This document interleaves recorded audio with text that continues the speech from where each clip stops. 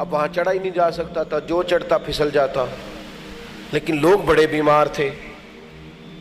ایک بندہ کہنے لگا یار کب تک ہم اپنے لوگوں کو اسی طرح بیمار پریشان مرتا دیکھیں گے، اگر وہاں علاج ممکن ہے تو اس تک پہنچنا چاہیے۔ اس نے ہتھوڑا پکڑا۔ میری بات کی سمجھ آ رہی ہے؟ اللہ کرے آپ کو سمجھ آئے، آمین تو کہہ دیں۔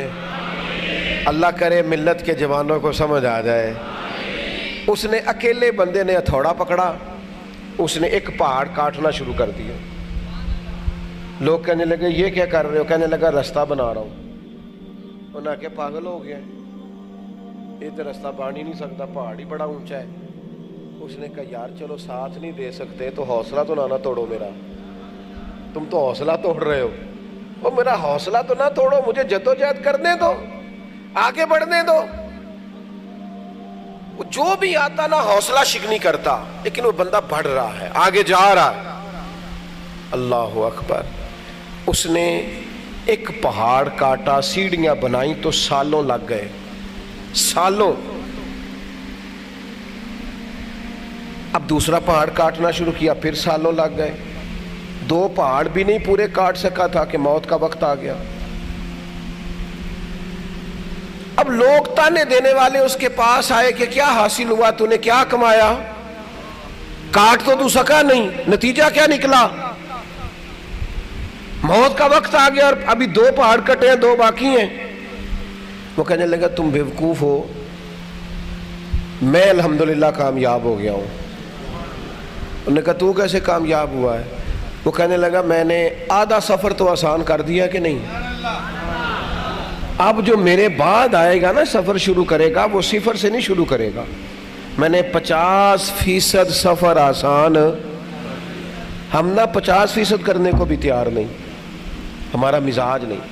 ہمارے بزرگوں کا یہ طریقہ تھا کہ وہ کہتے تھے میں اپنے حصے کی ڈیوٹی کروں گا، میں اپنے حصے کی جد و جہد کروں گا، میں کوشش کروں گا، میں ہمت کروں گا، میں آگے بڑھوں گا۔ ملت کا جوان سارا دن فارغ گھومتا ہے، وہ تبصروں میں وقت گزارتا ہے، وہ کہتا ہے فلانا کام کرے، بھائی تو کیوں نہیں کرتا؟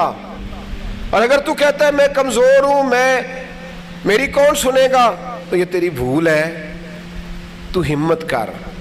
بندہ ہمت کرتا ہے، باقی کام کو ابلاغ اور کام کو پھیلانا یہ رب کریم کے دستے قدرت میں ہے۔ ہم جد و جہد نہیں کرتے، ہمارا وقت ضائع ہوتا ہے، نتیجہ کیا نکلتا ہے؟ موت کا وقت آ جاتا ہے، پچھتاوے ہی پچھتاوے لے کے دنیا سے چلے جاتے ہیں، کاش کاش بولتے ہی دنیا چھوڑ جاتے ہیں۔ آپ دیکھیے لوگوں نے کتنی جد و جہد کی، اور کوئی کام بھی، میرے نبی پاک صلی اللہ تعالی علیہ وسلم نے فرمایا جو رستوں سے تکلیف دہ چیز کو دور کر دے گا اللہ اسے بھی صدقے کا ثواب عطا کرے گا۔ راہ چلتے ہوئے جو چیزیں تکلیف دیتی ہیں وہ تکلیف دہ چیزیں دور کر دیں، بس اس پر بھی اللہ صدقے کا ثواب دے دے گا، لیکن ہم اس کے لیے بھی تیار نہیں ہوتے۔ اپنی زندگی سے، اپنے معاملات پر غور کریں، اپنے آپ سے کوئی کام لیں۔ میں آج چونکہ ختم شریف کا 40 کا موقع ہے، تو یہ بچہ چھوٹا تھا جو دنیا سے رخصت ہو گیا۔ دنیا میں آنے کی ترتیب ہوتی ہے کہ پہلے دادا آئے گا، بیٹا آئے گا، پھر پوتا آئے گا، جانے کی کوئی ترتیب۔ ہم کس بات کا انتظار کر رہے ہیں؟ بوڑھے ہو جانے کا، معاذ اللہ بیمار ہو جانے کا، فرشتہ اجل کے آ جانے کا، کس بات کے منتظر ہیں؟ ہمارے پاس ہمت ہے، طاقت ہے، صحت ہے، کوئی کام کیا جائے۔ بس ایک بات ذہن میں رکھنی ہے، کام با مقصد کرنا ہے، بے مقصد۔ بہت سارے لوگ محنت کیے جاتے ہیں پر کرتے بے مقصد ہے۔ با مقصد کام بے مقصد نہیں۔ حضور علیہ السلام نے فرمایا خوبصورت مسلمان وہ ہے جو بے مقصد باتوں کو چھوڑ دے، فضول بات، فضول کا۔ وہ ہارون رشید بیٹھے تھے نا، تو ایک شخص آیا، اس کا نشانہ بڑا ٹھیک تھا، اس نے آ کے کہا بادشاہ میں کرتب دکھاؤں گا، آپ سے انعام لوں گا۔ کہا دکھاؤ۔ کچی دیواریں ہوتی تھی، اس نے ایک سوئی پھینکی تو دیوار میں جا کے لگی، دوسری سوئی پھینکی تو وہ پہلی والے کے سوراخ میں، جو پیچھے سوراخ نہیں ہوتا دھاگا ڈالنے والا، نکا جس کو کہتے ہیں، اس میں جا کے وہ لگی، تیسری پھینکی تو دوسری میں جا کے لگی، 12 سوئیاں۔ اس طرح اس نے نشانہ لگایا کہ لوگ دنگ رہ گئے۔ پورا حال واہ واہ سے گونج اٹھا، لوگوں نے 100 200 400 انعام دینا شروع کیا۔ اس کا خیال تھا ہارون رشید بیٹھا ہے تو بڑا انعام ملے گا۔ بادشاہ کی طرف دیکھ کے کہنے لگا میرا انعام، تو بادشاہ کہنے لگا اس کو پکڑو، باہر لے جا کے ستون کے ساتھ باندھو اور 80 کوڑے مارو۔ اس نے کہا یار کمال ہو گئی ہے، میرا خیال تھا بہت بڑا انعام ملے گا، تو کوڑے مروا رہا ہے، وجہ؟ تو بادشاہ کہنے لگا وجہ یہ ہے کہ اللہ نے تجھے اتنا اچھا نشانہ دیا ہے اور تو مداری گر بن گیا ہے۔ کیا تو نے اپنی زندگی سے کمایا؟ اللہ نے اتنی سونی آواز دی نعت پڑھنے کو، اس نے نعت بیچنی شروع کر دی۔ اللہ نے سونی آواز دی قرآن پڑھنے کو، اس نے معاذ اللہ آواز بیچنی شروع کر دی۔ کہتا میں 40,000 تقریر کا لیتا ہوں۔ او خدا کے بندے، اور بھی تو بڑے لوگ ہیں نا، تو یہ دیکھ کہ خدا کا فضل ہے کہ تیری بات سنی جاتی ہے۔ اس فضل پر تو تیری گردن جھک جانی چاہیے تھی، تیری اکڑ گئی ہے۔ تجھے تو عاجزی دکھانی چاہیے تھی، اور تو کہاں پہنچ گیا ہے؟ ہارون رشید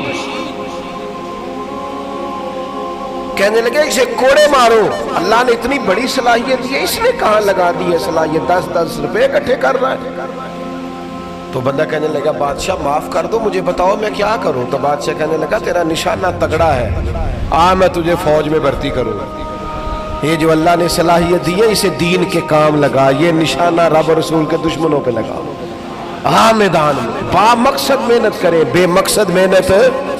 کچھ لوگ ایسا سفر کر رہے ہیں جس کا نتیجہ ہی کوئی نہیں، نتیجہ ہی کوئی نہیں۔ اپنی زندگی کو با مقصد بنائیں، ایام کو شمار کریں۔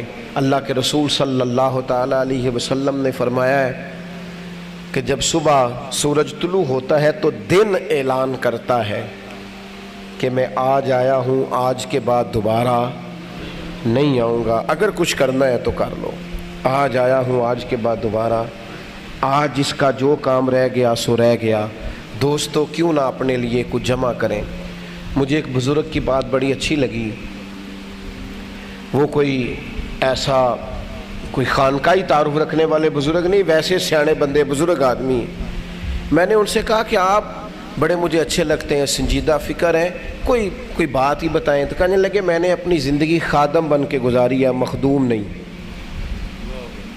زندگی خادم، مجھے مخدوم بننے کا شوق نہیں آیا۔ میں نے کہا کیا مطلب؟ کہنے لگے پہلے خدمت کی ہے ماں باپ کی، اللہ نے موقع دیا تو جہاں تک ہمت تھی بہن بھائیوں کی، پھر خدمت شروع کر دی بیوی بچوں کی۔ کہتے ہیں اب اللہ نے توفیق دیا تو پوتے بڑے ہو گیا تو میرا دل کرتا ہے ان کے بیاہ بھی میرے خرچے پہ ہی ہو جائے۔ اپنی زندگی میں نے خادم بن کے گزاری ہے، مجھے مخدوم بننے کا کبھی شوق۔ یہاں چونکہ علماء بیٹھے، ایک بہت بڑے عالم تھے علامہ عبد المصطفیٰ زرعی صاحب رحمۃ اللہ علیہ، شیخ الحدیث جامعہ امجدیہ کے، وہ کہا کرتے تھے میرے ہزاروں شاگرد ہیں اور ہزاروں چاہنے والے ہیں، پر اللہ کا شکر ہے میں اپنے جوتے خود اٹھا لیتا ہوں۔ مجھے یہ والا چسکا نہیں لگا کہ میں یعنی بے مقصد کاموں میں اپنے آپ کو الجھا دینا، اس کا کوئی معنی نہیں ہے۔ آج میں نے اور آپ نے آج سے ہی، ابھی سے ہی تھوڑا سا نا موبائل کی سکرین دیکھنی کم کریں، ضرورت کے لیے ٹھیک ہے، زیادہ نہیں۔ تھوڑا سا نا ادھر ادھر گھومنا کم کریں، تھوڑا فضول گفتگو میں وقت ضائع کرنا کم کریں، اپنے معاملات کو مرتب کریں، اپنا سجدے سے دل لگائیں، اپنا مسجد کے ساتھ پیار کریں، اپنا درود و سلام کے ساتھ اپنی طبیعت کو وابستہ کریں۔ ماہ صیام رمضان المبارک برکتیں بانٹتا ہوا، روحوں کی تسکین کرتا ہوا، اجالے تقسیم کرتا ہوا، بڑی تیزی سے رخصت ہوا جا رہا ہے۔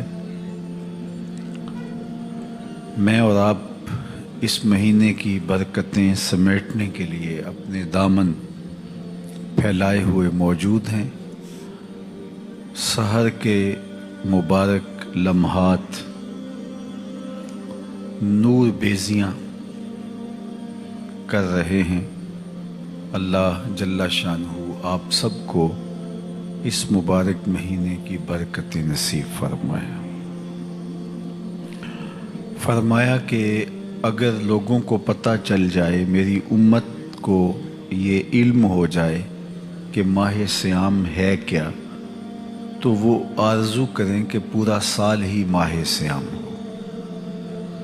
ابن جوزی نے لکھا کہ اگر قبر میں مرنے والے سے کہا جائے کہ تجھے ایک چیز کا اختیار دیتے ہیں اور وہ تجھے میسر ہوگی، اختیار آپ کا ہے، جو چاہو وہ تمہیں دے دیں، تو مرنے والا کہے گا کہ ایک دن رمضان المبارک کا نصیب کر دیا جائے۔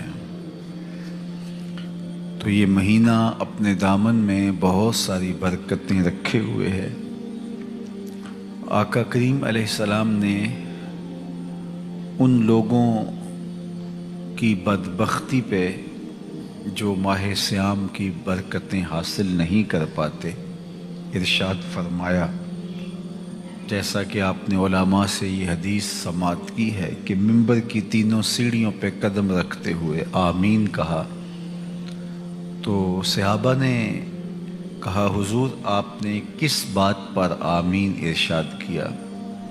تو فرمایا کہ جبریل امین حاضر خدمت ہوئے تھے اور انہوں نے کہا تھا کہ اس شخص کی ناک خاک آلود ہو جو والدین کو بڑھاپے میں پائے اور ان کی خدمت کر کے جنت حاصل نہ کر پائے۔ تو میں نے اس پر آمین کہا۔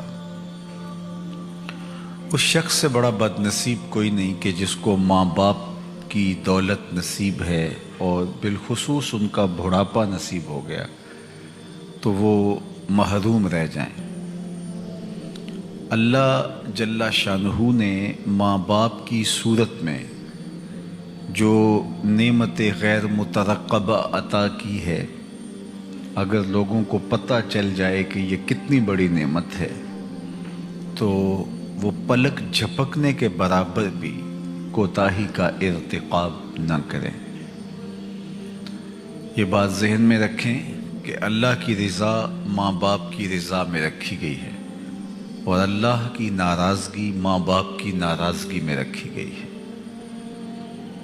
حضرت بایزید بسطامی کہتے ہیں کہ میں ایک دن ماں سے عرض کیا کہ امی میں تیرے حق ادا کروں یا اللہ کے حق ادا کروں؟ اپنے حق تو مجھے معاف کر دے اور میں اللہ کو راضی کر لیتا ہوں۔ تو ماں نے کہا بیٹا میں بطیب خاطر اپنے حق معاف کیے۔ 12 سال جنگلوں کی خاک چھانتا رہا۔ فرماتے ہیں کہ میں نے چلے کیے، ریاستیں کی۔ ایک دن بستام کے قریب سے گزر رہا تھا کہ دل میں خیال آیا چلتے چلتے ماں کو سلام کر جاؤں۔ رات کا ایک پہر بیت چکا تھا، دروازے پہ دستک دینے لگا تو اس خیال نے ہاتھ روک دیا کہ ساری زندگی ماں باپ کی خدمت تو کی نہیں اور اب تیرے لیے ماں رات کو سردی میں اٹھے گی اور دروازہ کھولے گی، خدمت نہیں کی تو تکلیف بھی کیوں دیتا ہے؟ تو کہتے ہیں کہ میں اس خیال سے دروازے کے ساتھ لگ کے بیٹھ گیا۔ اندر سے جو نالی آتی تھی جب سحری کا وقت ہوا تو اس نالی سے پانی آیا تو میں سمجھ گیا کہ میری ماں بیدار ہوئی ہے اور تہجد کی نماز کے لیے اٹھی ہے اور یہ وضو کا پانی ہے۔ تو میں نے دروازے پہ دستک دی تو اندر سے آواز آئی کہ بایزید ٹھہرو میں ابھی آئی۔ مائیں بیٹوں کے دستک کے انداز سے بھی پہچانتی ہوتی ہیں یہ کس بیٹے کے ہاتھوں کا لمس ہے۔ تو کہتے ہیں کہ جب میری ماں دروازہ کھولا اور میری حالت پراگندہ تھی، بکھرے ہوئے بال اور لباس پھٹا ہوا، جنگلوں کی خاک چھانتے چھانتے 12 سال بیت گئے تھے، تو میری اس حالت کو میری ماں نے دیکھا اور یوں ہی ہاتھ پھیلا لیے اور کہا مالک میرا بیٹا بایزید تیری طلب میں نکلا تھا، تو نے ابھی تک اسے اپنا قرب نہیں دیا۔ تو حضرت بایزید بسطامی فرماتے ہیں 12 سال کی ریاضتوں سے جو نہیں ملا تھا وہ ماں کے اٹھے ہوئے ہاتھوں سے مل گیا، اور میں نے کہا مالک میں تجھے کہاں ڈھونڈ رہا ہوں، تو کہاں موجود ہے؟ تو جدھر ماں کی نگاہ ہوتی ہے وہی جگہ اللہ کی جلوہ گاہ ہوتی ہے۔ خوش نصیب اپنے ماں باپ کی قدردانی کے ذریعے سے قربت الہی کا نور پاتے ہیں۔ علماء نے لکھا ہے، امام غزالی علیہ رحمہ اس پہ بات کی کہ ایک نیکی ایسی ہے جس کی جزا آخرت میں تو ہے ہی ہے، دنیا میں بھی ضرور ملتی ہے، اور گناہوں میں سے ایک گناہ ایسا ہے جس کی سزا آخرت میں تو ہے ہی ہے، دنیا میں بھی اس کی سزا ضرور ملتی ہے۔ وہ گناہ کون سا ہے؟ فرمایا ماں باپ کی نافرمانی۔ جو ماں باپ کا بے ادب ہوگا، گستاخ ہوگا، آخرت میں تو سزا پائے گا ہی لیکن دنیا میں بھی ذلیل و رسوا ہوگا۔ اور وہ نیکی ماں باپ کی خدمت گزاری ہے، جو ماں باپ کا مؤدب ہے، ادب کرنے والا ہے، آخرت میں تو اس کو صلہ ملے گا ہی ملے گا، دنیا پر بھی وہ ماں باپ کی خدمت کا صلہ پائے گا۔ نہیں تو نشانی لگا لیں ایسے شخص پر جو ماں باپ کا خدمت گزار ہے، آپ اس کی پگڑی کا کلس کبھی نیچا ہوتے نہیں دیکھیں گے، اور اس شخص پر بھی نشان لگا لیں جو ماں باپ کا بے ادب ہے، آپ دیکھیں گے کہ وہ رسوائیوں سے بچ نہیں پائے گا۔ تو خوش نصیب لوگ ماں باپ کی خدمت کر کے، ان کی رضا حاصل کر کے اللہ کی رضا حاصل کرتے ہیں۔ تو جس نے ماں باپ کو بڑھاپے میں پایا اور ان کی خدمت کر کے جنتی نہ ہو سکا تو کہا اس شخص کی ناک خاک آلود ہو۔ یہ جبریل نے کہا تو آقا کریم نے اس پہ آمین کہا۔ دوسری بات ارشاد فرمائی کہ جبریل امین نے کہا کہ اس شخص کی ناک خاک آلود ہو، راغم انف رجل، اس شخص کی ناک خاک آلود ہو جس نے ماہ صیام رمضان المبارک کو پایا اور اپنی بخشش نہ کروا سکا۔ یہ رحمتوں کی برستی ہوئی برکھا ہے، یہ مہینہ اللہ کی رحمتوں کے امڈنے کا موسم ہے۔ ایک نیکی نفل ہے تو فرض جتنا ثواب ہو جاتا ہے، اور اگر فرض ہے تو 70 فرائض کا ثواب ملتا ہے۔ اللہ تعالیٰ اس ماہ مبارک کی ہر رات کو گناہ گاروں کو آتش دوزخ سے نجات دیتا ہے۔ یہ مہینہ رحمتوں اور برکتوں کو انڈھیل دیتا ہے اور موسلا دار بارش کی طرح اللہ کی رحمتیں برستی ہیں۔ لیکن جو اس مہینے میں بھی محروم رہا، برستے موسم میں بھی جو اپنے آپ کو تر نہ کر سکا، تو بتائیے کہ پھر اس کا ٹھکانہ کیا ہے؟ تو وہ شخص کی ناک خاک آلود ہو جو ماہ صیام کو پائے اور اپنی بخشش نہ کروا سکے۔ یہ کہا گیا تو فرمایا میں اس پہ آمین کہا۔ تیسری بات فرمایا کہ جبریل نے کہا اس شخص کی ناک خاک آلود ہو جس کے سامنے آپ کا ذکر کیا جائے اور وہ آپ پہ درود نہ پڑے۔ اللہ اکبر! وہ بد نصیب شخص ہے جو نبی رحمت شفیع معظم صلی اللہ علیہ وآلہ وسلم کے نام نامی اور آپ کے ذکر پر درود نہیں پڑتا۔ فرمایا کہ وہ شخص بخیل ہے، البخیل کل البخیل، مکمل بخیل ہے کہ جس کے سامنے میرا ذکر کیا جائے اور وہ میرے اوپر درود نہ پڑے۔ درود حضور علیہ السلام کی قربت کا ذریعہ ہے، باطن کو اجالتا ہے، روحوں کو تازگی اور فرحت بخشتا ہے۔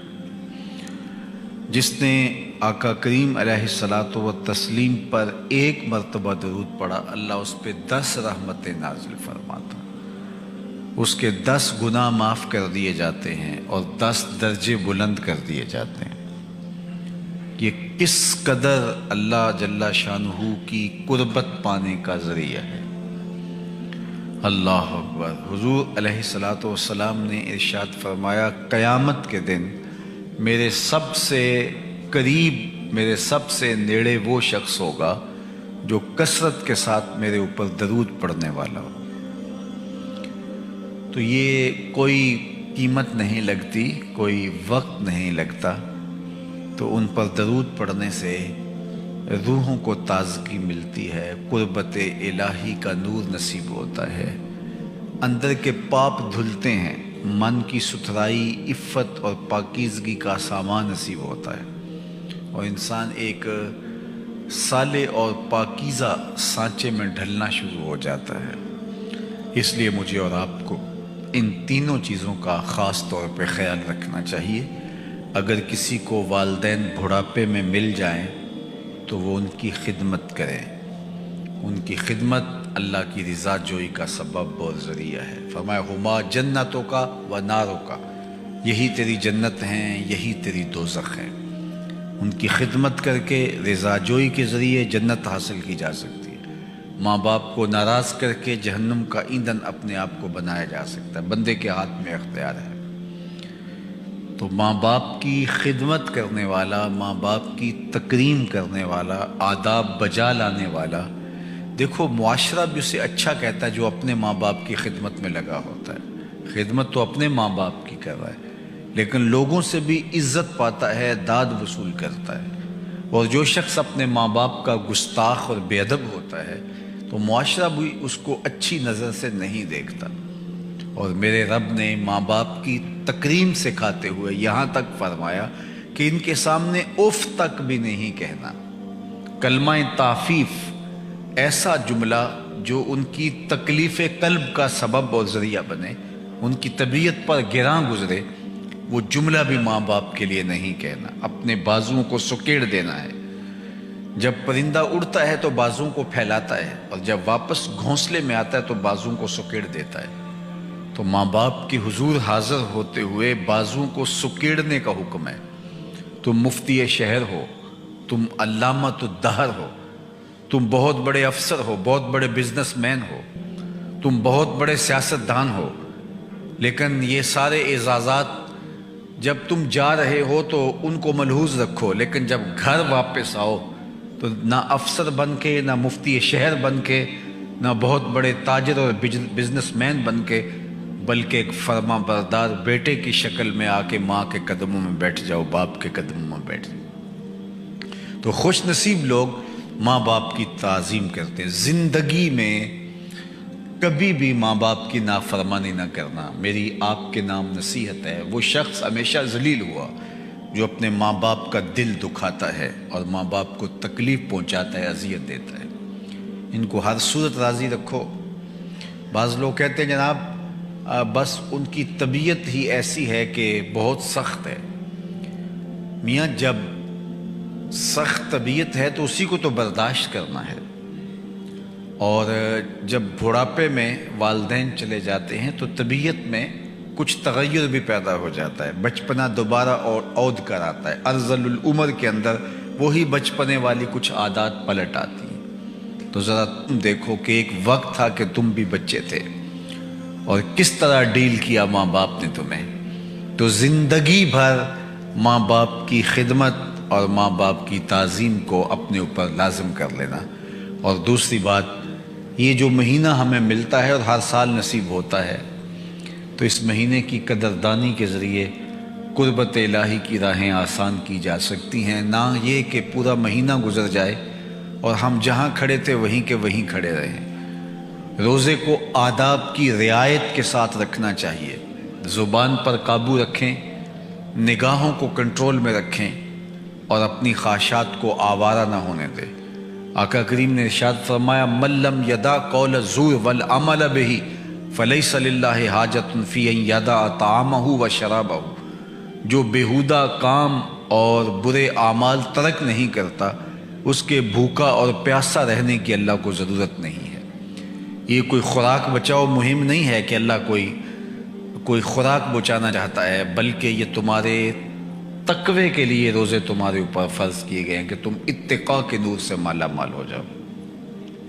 اور تیسری بات جو اس حدیث میں بیان کی گئی وہ حضور علیہ السلام کے ساتھ قلبی ربط اور تعلق کا رشتہ، اور وہ درود شریف سے مضبوط ہوتا ہے۔ درود شریف پڑھنے والے کا آقا کریم علیہ السلام کے ساتھ ربط باطن مستحکم ہوتا ہے، اور قیامت کے دن آقا کریم کی قربت اس کو نصیب ہوگی۔ تو اس لیے میں یہ تین باتیں ہی آج کی نشست میں آپ کے گوش گزار کی ہیں۔ دیکھیں آپ اور میں بہت ساری باتیں سن لیں، لیکن اگر ہم عمل نہ کریں تو ان معلومات کو جمع کرنے کا فائدہ کیا ہوگا؟ صحابہ 10 آیتیں سنتے تھے، اگلی 10 آیتیں حضور سے پھر پڑھتے تھے جب ان 10 پر عمل ہو چکا ہوتا. اور آج ہمارے ہاں عمل مفقود ہے. معلومات کا خزانہ ہم فراہم کرے گا اور سامعین بھی ہجوم کر کے آ جائیں گے کہ وہاں بہت سرور نصیب ہوتا ہے، جبکہ یہ واعظ و تلقین، نصیحت، یہ سب کچھ عمل کے لیے ہوتی ہے. تو میں اور آپ اپنی زندگی کو عمل کا خوگر بنائیں، اور یہ ماہ صیام رمضان المبارک اللہ کا انعام ہے، تحفہ ہے. یہ آدھا بیت گیا اور یہ کل کی بات ہے. یہ ماہ صیام طلوع ہوا تھا اور آج نصف فاصلہ طے کر گیا. تو بقیہ 14 یا 15 دن جو باقی ہیں تو وہ بھی اسی طرح گزر جائیں گے. تو جب اتنی تیزی کے ساتھ یہ مہینہ ہم سے جدا ہو رہا ہے تو کہیں ایسے نہ ہو کہ ہم نہر کنارے پیاسے رہیں اور ہمارے من سیراب نہ ہو پائیں. تو اس مہینے کی برکتیں اللہ ہماری روحوں کو نصیب فرمائے، ہمارے باطن کو ستھرا کرے، خیالوں کو پاکیزگی اور سوچوں کو عفت نصیب فرمائے. انشاءاللہ تفصیلی درس تو فجر کے بعد آپ کے یہاں ہو رہا ہے اور وہاں ہزاروں لوگ جمع ہوں گے. آپ بھی تشریف لائیے گا. مجھے تو یہی بتایا گیا تھا کہ بہت تھوڑے لوگ ہوں گے اور آپ نے 2 4 10 منٹ ان سے گفتگو کرنی ہے، لیکن میں یہاں آ کر کے دیکھ رہا ہوں کہ بغیر اعلان کے یہاں اتنے لوگ جمع ہیں. یقیناً آپ کی یہ محبت ہے. اللہ آپ کو اس کا بہتر صلہ عطا فرمائے گا اور اس کا اجر اللہ آپ کو دنیا آخرت میں نصیب فرمائے. اس دور میں جو کہ آزمائش اور ابتلا کا دور ہے، لوگوں کو دین کے ساتھ محبت مثالی ہے. اللہ تعالیٰ اس کا بہتر صلہ اور جزا مقسوم کرے. وآخر دعوانا ان الحمد للہ.